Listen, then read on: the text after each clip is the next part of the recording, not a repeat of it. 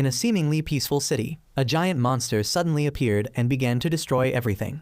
But it was just a nightmare of our main character, Noi, a second-year high school student.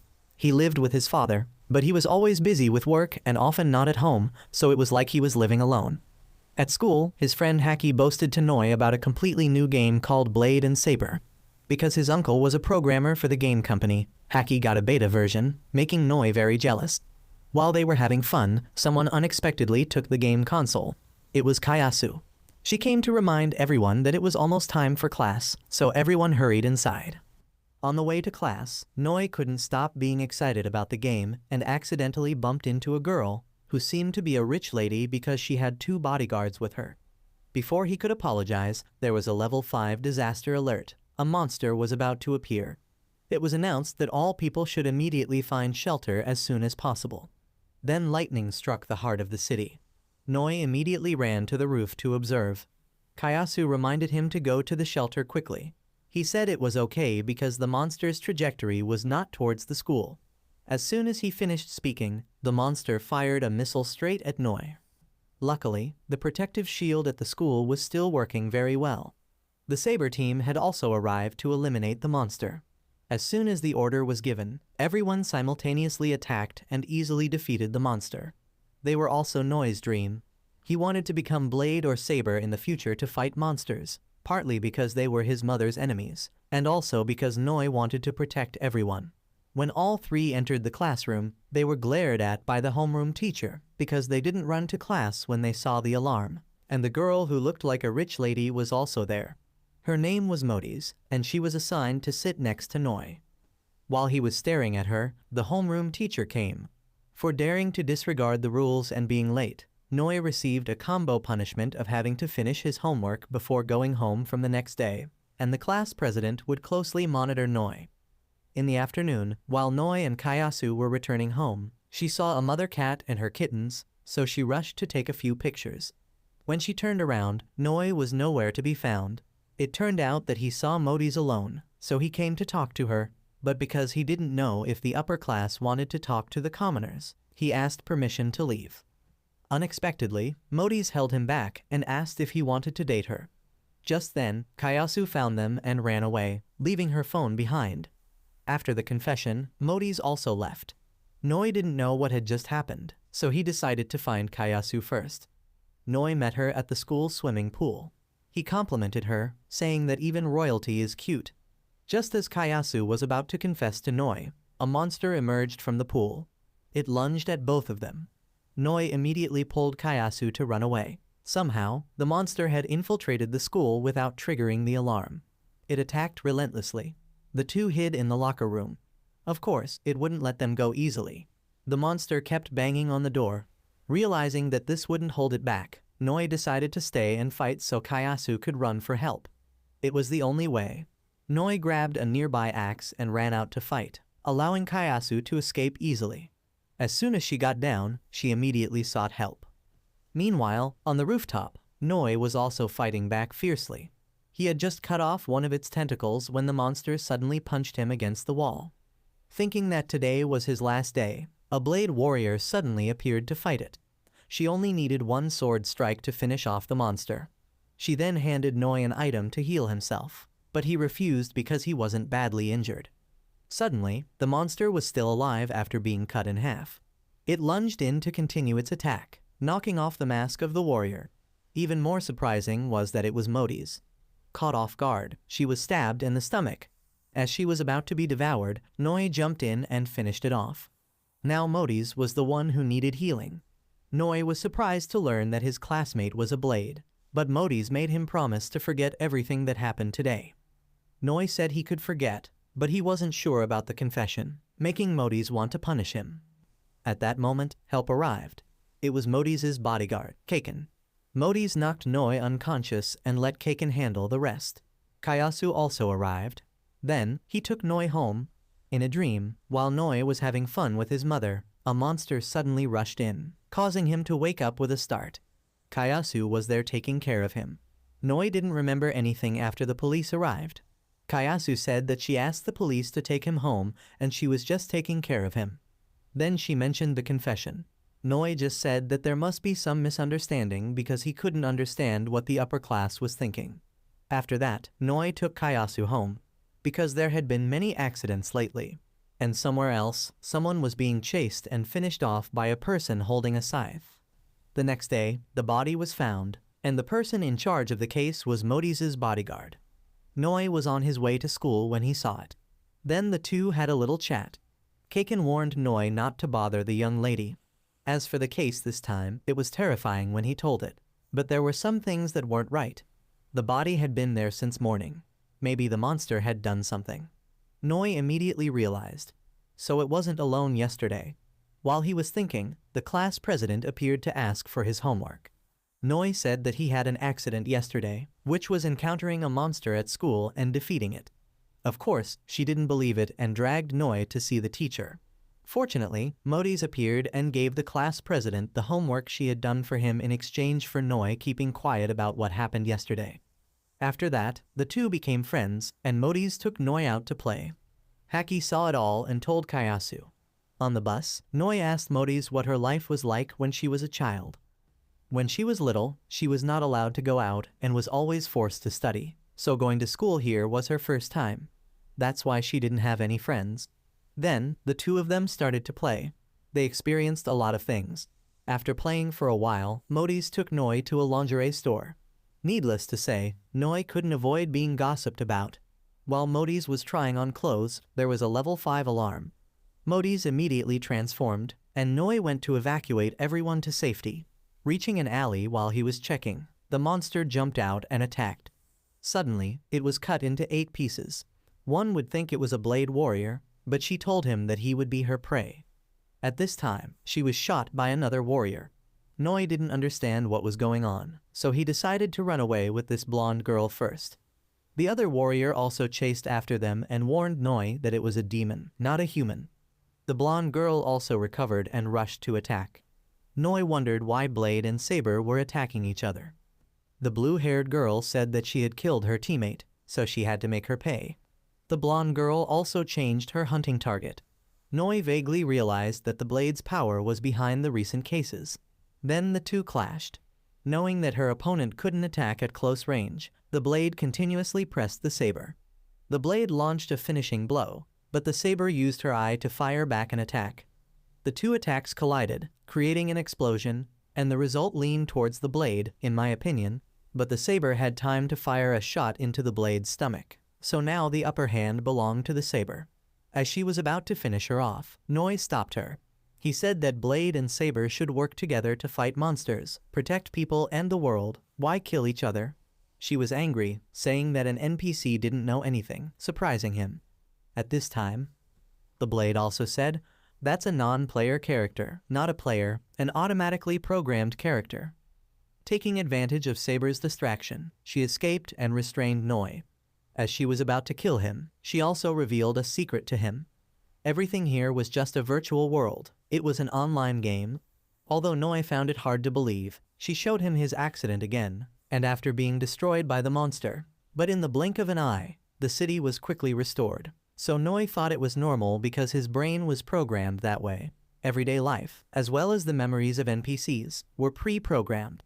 Everything in this world was controlled by a supercomputer. Even time in this world was also managed by the real world, Blade or Saber. Players just need to choose the character they like. Then they will have the task of protecting, fighting against evil, protecting peace in the game.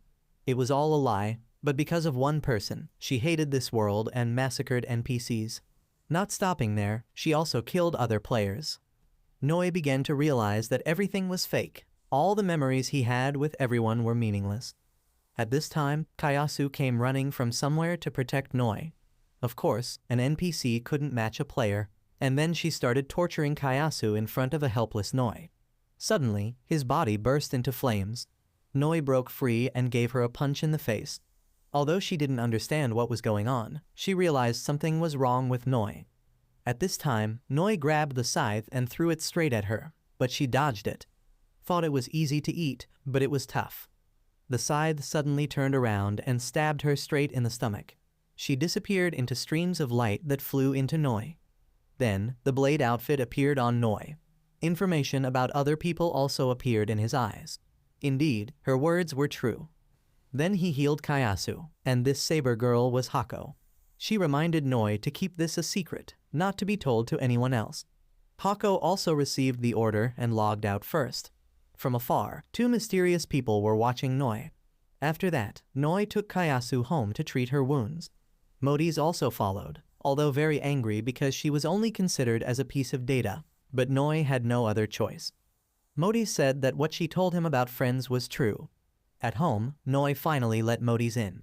He asked her how to take this suit off. Modi's pointed to the device on Noi's left hand. It allowed players to connect or disconnect from the game. From the moment he defeated her, Noi's data might have been changed. Noi might have become a player. Then, Modi's showed Noi the data panel. Finally, he was able to take it off. Since Modi's got to admire the NPC's body, Noi felt that Modi's was not a bad person after all. Noi was her first friend. If he died, she would be very sad. In the real world, 12 years ago, she had an accident. After that, she couldn't live a normal life, and then Vincent introduced her to this game. In the game, she could feel and move freely. Players killed monsters to complete missions, but protecting NPCs was also an equally important task. Besides, if a player killed another player, that person would receive a PK penalty. Confessing to Noi was also a mission in the game. Modi's checked the status board. The previous mission was not completed yet. Back on the rooftop, the one who destroyed the monster was Noi, not Modi's. Maybe that was the reason. Anyway, Noi also had something to ask Modi's. It was to change Kayasu's clothes. After all, they were friends, so she would help him. After changing clothes for Kayasu, Modi's observed Noi's room. It seemed he was a big fan of blade and saber. Then, she noticed a commemorative photo of Noi and his mother. Suddenly, a series of Noi's memories rushed through her mind. Before she could understand what was happening, there was a noise outside. A group of people in black appeared and subdued Noi. They believed he was the one who corrupted the data, as his data had created a large number of errors. His existence was a threat to Gaia. They began to restore the data, but one of them noticed that Noi had a watch on his hand, indicating he was a player, so they immediately stopped. They apologized and introduced themselves as Nightwolf, responsible for monitoring the system and eliminating any errors they detected. They then asked about the relationship between Noi and Modi's. Before they could answer, Vincent called from outside, telling the young lady to log out because the master was about to return. If he saw this scene, it would be very dangerous. With no other option, she had to leave. After that, Nightwolf checked Noi's information, and suddenly, an attack occurred. A group of mysterious people appeared and kidnapped Noi. When Noi woke up, he met a monk. A masked girl also appeared and introduced themselves as crows. The monk was a Zen master, and this place was his independent domain, unknown to anyone else. It could be seen but was invisible in form. There was no need to panic, as the master was an ally of Noi. Back at Noi's house, the remaining member of the crows was dealing with the Night Wolf group. After finishing off the second member, only one remained, but he was different from the others. No matter what the crow did, it was useless, and then he finished him off. Kayasu had witnessed everything as she had been awakened by the loud noise. Instead of killing her, the Night Wolf member implanted a parasite into her. The monk said he was also once an NPC like Noi.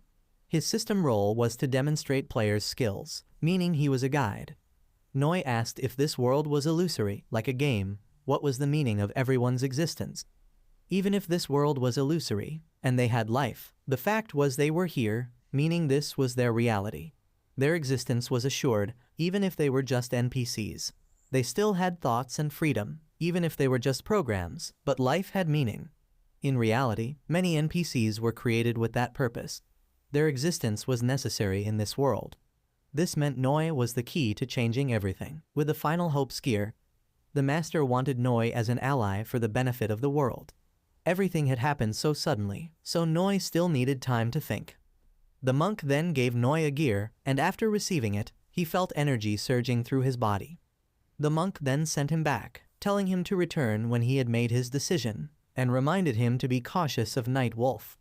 Meanwhile, Modi's had a dinner with her uncle. She also mentioned her memories. Although she had recalled a little, she still wanted to know more about the boy and his mother, and it might be related to his father. Then Modis mentioned the name Garrido, which made her uncle angry and leave early. Returning to Noi's house, everything had been repaired. Kayasu also woke up and started crying. Noi said it was just a dream, but regardless, Noi still had to protect Kayasu and his loved ones. The Night Wolf group was closely monitoring Noi. Outside, Vincent told Modis that Mr. Garrido was one of the developers of Gaia and had disappeared unexpectedly, like a fatal blow. After his disappearance, that was all he knew. Modis could only remember one thing from 12 years ago. When she thought about it, she felt sad and lonely. She then asked Vincent to help her because she wanted to know what had happened at that time. This game still had many mysteries. Modis wanted to understand it better. Noi was the key to the answers from 12 years ago and to the whole game world. A regular school day resumed, but this time Noi felt very familiar because he had become aware of the real and the virtual. On the way to school, Haki bragged to him about his in-game achievements that he stayed up all night to earn, but Noi didn't care. Then the two met Modis, so Haki went ahead to let them talk. Modis asked Noi what happened after she logged out, but even Noi wasn't sure what had happened. At that moment, an emergency alert sounded. They both rushed to the place where a monster had appeared. Their levels were not high enough to defeat it. It immediately attacked them. Kaken arrived in time and took out an axe to strike the monster, but it was a fire-type monster, which countered Kaken. It burned him, but fortunately, Vincent arrived in time. Kayasu also went looking for Noi when she didn't see him at school. The monster charged towards the school, intending to break through the barrier. Modis transformed and joined the fight. Watching the three of them fight, Noi couldn't stand still. He transformed to assist. The monster began to charge its attack. Vincent told them to retreat because it only aimed at the school, not them. But Noi refused. To the players, they were just NPCs, but to Noi, they were very important. This world was everything to Noi. Even if he failed, he would continue to fight. Noi continued to charge forward, with Modis following to support. Noi tried to summon a weapon but failed. The monster struck, rendering him unconscious. Just as it was about to crush him, Kaken arrived but could only resist a little. Then a bullet hit the monster's eye, fired by Hako from Saber. The captain also appeared, saying they could only help this much. The explosive witch was a very tough monster. Noi was the first to attack, so even if they killed it, they wouldn't get any experience or items. Furthermore, to defeat it required a high level and many other things. If the main damage wasn't enough, it would only make it angrier, doubling its attack power. After that, the two left. The monster continued to attack. When Noi was in danger, Kayasu unleashed her power. Night Wolf, who was watching, also sensed it. They were very surprised as there was no data about Kayasu possessing such energy. The monster continued to aim at the school. Vincent could only defend. Kayasu unleashed all her power to wake Noi up. Finally, he regained consciousness, and Kayasu fainted afterward. Noi began to unleash his power. The master sensed the time had come. Noi had managed to summon his weapon. The master was also casting spells. The Night Wolf had found the master's location. He maximized all his skills for Noi, putting everything in his hands, then fainted. Noi continuously spammed attacks, eventually absorbing the monster. The ordeal ended, but Noi lost control and attacked Modis. Fortunately, the Crow members arrived and restrained him. Her identity as the class president was also revealed. She hurriedly left. At the master's place, the Night Wolf had found him. They confronted each other, and he forced the master to reveal his true form. The master had exhausted all his power to help Noi. He then forced the master to reveal the Crow's location. Meanwhile, Kaken was taking Noi to a press conference. Tenma Corporation had created Gaia and Chu-Yu's Sekai 12 years ago. Today, they were holding a press conference. It was also Modis' home, and her grandfather had planned everything to continue the project. Gaia was an AI created to handle the game's database, also known as a supercomputer. It contained everything that existed in Chu-Yu's Sekai. As soon as they met, Kaken and Vincent started fighting. The main reason for bringing Noi here was that there were a few things that needed confirmation. In return, Vincent would tell Noi everything necessary. Back at the Grandmaster's place, he couldn't understand the truth that the Night Wolf group believed in. If he joined their side, they would surely achieve true freedom. The Night Wolf member was tired of the Grandmaster's words. Gaia had given this world life. Without Gaia's backup, they wouldn't be alive today. However, they faced obstacles when the Grandmaster rebelled against Gaia.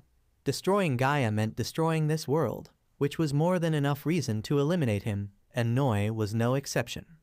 Back to Noi, Vincent had reviewed his personal information.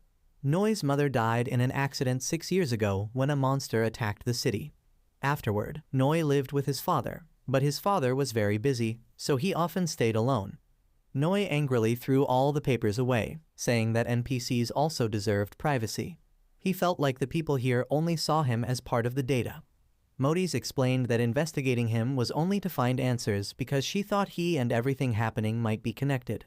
Noi was the only clue to uncovering the truth about this world, so she needed his help. Not because he was an NPC or a player, but because they were friends, which made Kaken laugh out loud. Luckily, Vincent quickly covered his mouth. In short, they didn't come here to play games, and he showed Noi a picture of himself. His father took that picture, but Noi couldn't remember his name and then fainted. Back with the Grandmaster, he was being completely overwhelmed. Just one more hit and he fainted. After a while, Noi woke up. Vincent explained that someone had tampered with his data. Modis mentioned the name Garrido, causing Noi's head to ache intensely. He was one of the developers of Gaia and the chief engineer of the project. All of Noi's data had been altered, from skills to weapons, so now Noi was like a game hacker. The system would eliminate him if it found out. Noi then told everyone about the Grandmaster. Vincent understood the situation.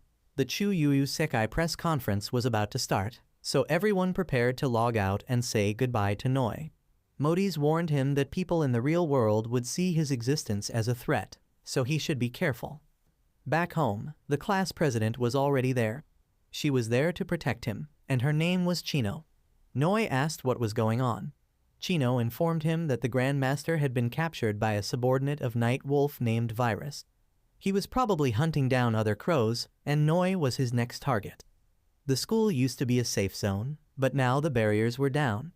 The system was malfunctioning and probably wouldn't be fixed. The ones who could do that were the system managers, Night Wolf. Virus was experimenting with Noi and his skills.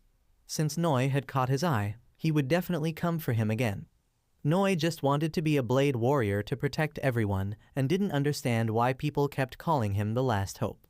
Chino didn't know either, but she believed the Grandmaster had bet his life to give Noi all his power, so there had to be a deeper meaning. Noi's mission now was not to let the Grandmaster's efforts go to waste.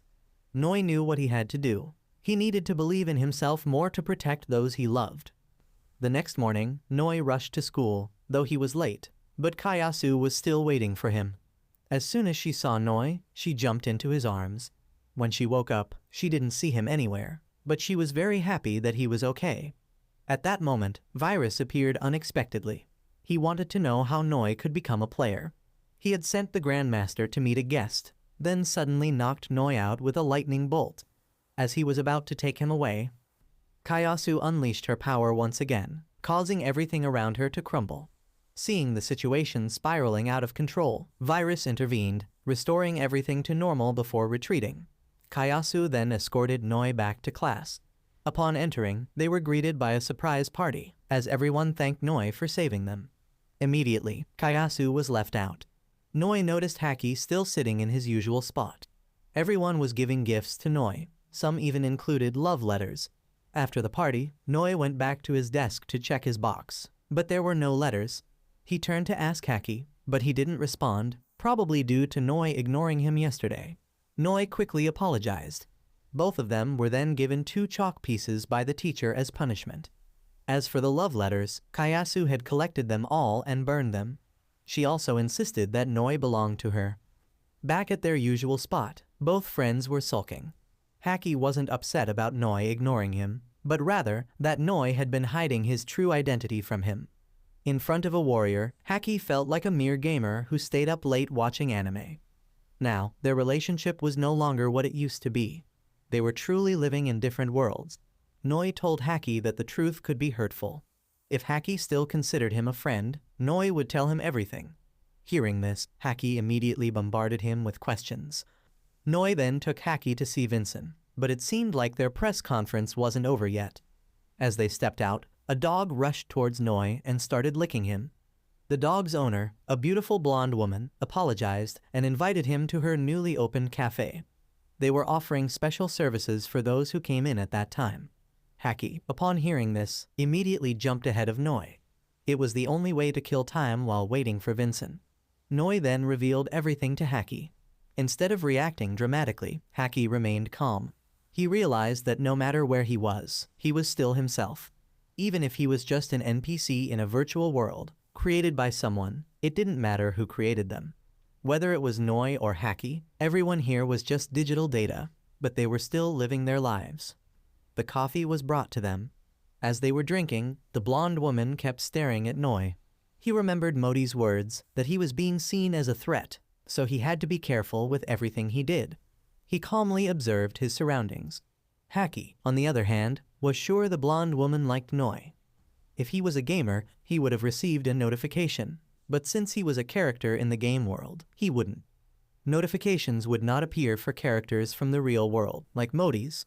Haki was like a game character, so it was impossible to say whether someone existed or not. If he disappeared, Haki wouldn't even notice. The cafe owner then came over to ask how the coffee was. He was very happy that they both enjoyed it. He then offered them a job at the cafe so they could get free coffee. He had just moved here, so he wasn't aware that the cafe would be so busy. Noi wasn't sure what their intentions were, so he agreed for now. At that moment, Kayasu found Noi. As soon as she saw her, the blonde woman jumped on her, because she found her too cute. Seeing this, Haki also wanted to join in. It took a while for them to pull the woman away. The urgent announcement sounded again. The monster appeared right in front of the coffee shop, level 13. It had no eyes, but its ears were very sharp. It could hear the two talking and knew they were players. Then the two transformed, Saber actually 3 if you count the dog. The 3 separated to act. The monster started shooting randomly. The owner threw a stun grenade to disrupt its hearing. This blonde-haired girl is Ram. Ram and the dog charged into the attack. The monster saw that it couldn't win and it slipped away.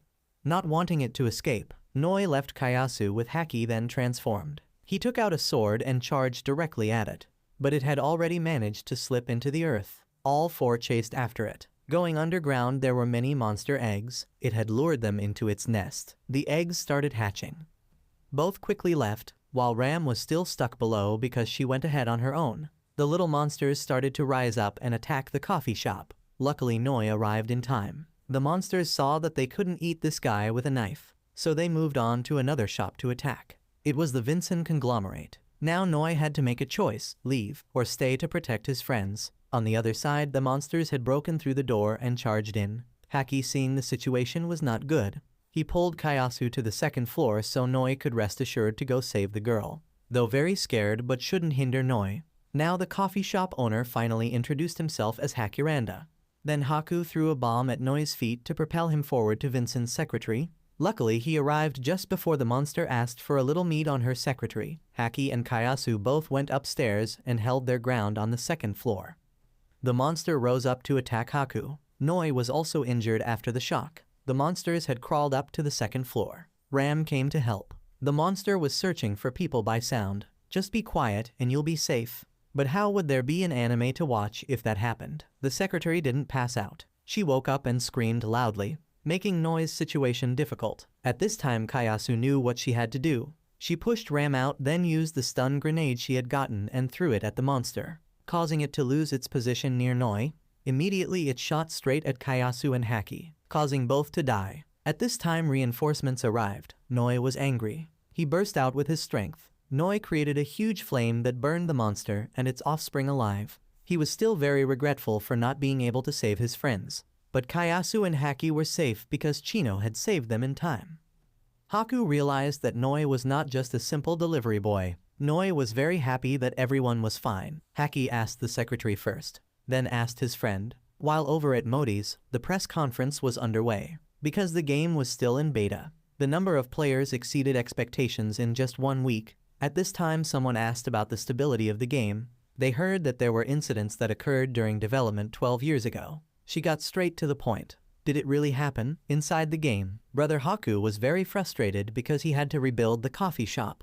But when he thought of the rich flavor and brought wonderful experiences to customers, he didn't mind rebuilding it. because owning a coffee shop was his long-held dream. While in real life Ram said Haku was allergic to coffee because he couldn't absorb caffeine. It sounded very ironic. To have a coffee shop in real life for Haku was just a dream.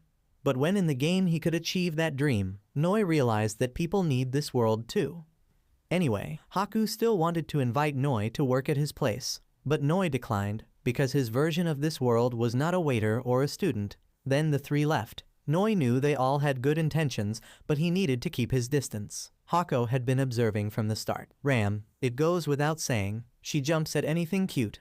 Haku asked Haku about Noi. He just said he was special and needed to be observed more. But don't interfere too much, otherwise the system would find out and Noi would be erased. While the three were talking, Haku's shop was as black as his coffee beans. Back to the press conference, Modi's father thought it was ridiculous to let players enjoy this game. They had developed it for a long time. She continued to ask, wasn't it because of the incident that the company took so long to develop? It was pointless to argue because all that time the company had always been focused on developing to bring the best experience to players. Seeing that she couldn't get anything from him, the reporter turned her attention to Modi's, but he cleverly handled the situation. Information about whether the young lady participated in the beta test, he would announce later. The reason is because Modi's would be the advertising representative for the game, and would also be his successor. Rumors about Modi's being sick since childhood were true, so she didn't know anything about this world, and thanks to the game she was like regaining her freedom. That was his purpose when he wanted them to overcome their shortcomings and be free in this game. Everyone was the same. They didn't worry about their status, so that they could enjoy the game to the fullest. The reporter said that the illness was not from childhood, but was definitely due to the incident 1 year ago. During the beta test, of course, there were bound to be incidents, and they had tried to fix it. There was never any loss of life or illness in the game. He declared that anyone who had a different opinion, that person was the company's opponent. At Noi's house, Chino was injured after saving Kayasu. Noi also gave her healing items, then he asked Chino to help him get stronger, because he didn't want anything bad to happen. He needed to be stronger. Chino realized that what Noi lacked was self-defense and attack skills, so she could only teach him that. Then the training session began immediately. While over at Modi's, he scolded both Vincent and Kaken. Did they anticipate the consequences of letting the young lady participate in the game? If she had anything happen to her, both of you would eat enough. Vincent took full responsibility. He was the one who invited the young lady to participate in the game, because he knew it was very important to her, and was immediately fired. But Modi's defended him, because she was very lonely without friends. She also knew her body was very limited, and that made him very worried. At this point, the man walked up to Modi's and told her to promise him that if she felt unwell, she would log out immediately. Both of them would not be fired either. He also told her to be careful with that reporter. Meanwhile, Noi was practicing with Chino. Just by looking, you could tell he was getting beat up a lot. After a while, they both took a break so Chino could cook for him. Kayasu also brought food over for Noi. Needless to say, she was very excited about these two young people. After a while of explaining, she understood. Kayasu decided to stay there to protect Noi and chase Chino away. The two started arguing. When they saw Noi was hungry, they both started fighting over cooking for him. There was nothing Noi could do, so he went to take a bath while they did whatever they wanted. In the kitchen, the two of them kept fighting, causing the fish stew pot to catch fire. Hearing Kayasu scream, Noi rushed out to check. He accidentally showed his goods to the girls. Chino gave him a good beating. Right then, Modi's came to visit. Kaken immediately used a gun to destroy Noi's population enhancer. A while later, Kaken said the reason they came was to invite him on a vacation so Modi's could distress from the outside world. This trip was to the beach, which made Kaken extremely excited. Meanwhile, outside, Vincent asked the nurse attending Modi's to let him go on a business trip. However, they didn't know that she was actually Blade. Finally, the whole group arrived at the beach. Haki was busy playing games and Vincent couldn't be reached, so neither of them were there. This was also the first time Modi's had seen the ocean in 10 years. Everyone started unpacking their things. Unexpectedly, they found Haki hiding in the trunk of the car because he didn't want to be left behind. From afar, Haku was also watching the group. Instead of looking at them, he was looking at the girls. Of course he got beaten up by Ram. Haku was also there. After changing, everyone headed out to the beach. The girls had also changed, But the two men only had eyes for Modi's, making Kayasu and Chino glare. Everyone was having fun together, except for Modi's, who was just sitting and watching. Noi asked why she wasn't joining in. Modi said that if she got too close to the characters in the game, it would affect their personalities. She was content with just being friends with Noi. Noi thought that regardless of who they were, everyone could integrate with others, even if they were from another world. If she made more friends, she could imagine a new world. She could be proud of her own world. If she expanded the concept of the world, she would have many more choices for the future, endless possibilities. It happened in Chuyu Isekai. It showed Modi's a new possibility of the world. Seeing this, Modi's joined everyone else. While they were playing, Noi saw a white-haired girl he knew, but only he could see her. While they were playing on the water scooter, memories of that girl flickered in his mind. On the beach, Chino got a call from a crow. When she answered, there was no one there. It turned out that Virus had found his hiding place and killed everyone. He also found out Chino's identity. Suddenly, a disaster warning appeared on the beach. A monster had appeared and was heading towards the ship. Noi and Modi's transformed and chased after it. The two of them managed to get onto the ship and prepared to fight the monster. It started firing missiles at them. They managed to block all of them. Kaken was rushing there and Kayasu followed. Noi used his rope to tie up the monster, but it didn't work. It continued to fire missiles. Kaken and Kayasu arrived to help. On the beach, Hako transformed to help from afar. Noi and Kaken charged at the monster, but its skin was too thick. Noi gathered his strength and spammed fireballs at the monster, causing it to scream in pain and dive into the water. However, it wasn't over yet. From under the water, a whole bunch of missiles were launched. Even though they tried their best to protect the ship, Noi and Modi's were knocked off the ship. Underwater, he managed to save Modi's, but he was also exhausted and sank. Kayasu immediately jumped in to save Noi. In his subconscious, Noi met the girl from before. She introduced herself as Gaia, the one who controlled Chuyu Isekai. She had tried to contact him many times, but she failed. Then Gaia showed Noi his mother in the real world. There wasn't much time left. Noi had to save her. Underwater, Kayasu once again used her powers to transform and defeat the monster. The two of them returned safely to the surface. In the real world, there was a scientist lying next to Noi's mother. The blonde-haired woman was also there. Her name was Mons. Noi's mother was Hira. We learned that they were a family. Inside the game, Noi told Vincent everything about his mother being in the real world. While the group was discussing, Modi's suddenly screamed in pain and fainted. It turned out that Mons had implanted a chip in Modi's from outside and activated something. Outside, Modi's was rushed to the hospital. The chairman arrived after hearing the news. The doctor said her condition was very dangerous because when he touched her helmet, it immediately caused her pain. She was experiencing the same feeling in the game world. Vincent checked and saw Modi's had logged out, so he logged out to check on her. Outside, the chairman was very distressed, fearing he would lose his granddaughter. Vincent arrived and informed him of Modi's condition in the game. The doctor then came out and said they found a strange device attached to the controller. It couldn't be removed immediately because the person who created it was very meticulous, and doing it incorrectly would be life-threatening. If they turned off the power and restarted the game, the data would be deleted and restored from scratch, meaning Modi's might be trapped in the game forever. There would be no way to bring her back. The chairman was determined to save his granddaughter and left to go somewhere. Inside the game, no matter what Noi said, Modi's still wouldn't wake up. Virus had captured and controlled the Grandmaster. He had no intention of restoring the Grandmaster's data. Instead, he was going to seize all his energy. He began to carry out his plan. With the last of his strength, the Grandmaster launched a palm strike at the monster, but it was completely useless. Virus had surpassed his limits and finished him off. After syncing data with the Grandmaster, Virus learned that the NPC's purpose was to gain freedom, and then he began searching for Noi. Outside, news of Modi's accident spread widely. The press were constantly prying. The chairman went to see a man named Garrido, who also knew about Modi's condition and was searching for a solution. However, the chairman was afraid that she would become like Hira. If this situation continued, he would be forced to reset Gaia. Naturally, Garrido objected, saying that Hira would never be able to return, and Chuyu Usikai was something very important that they had created with their own strength. He would protect Hira at all costs. Mons arrived, stating that if the chairman didn't escape Gaia, he wouldn't be able to save his granddaughter.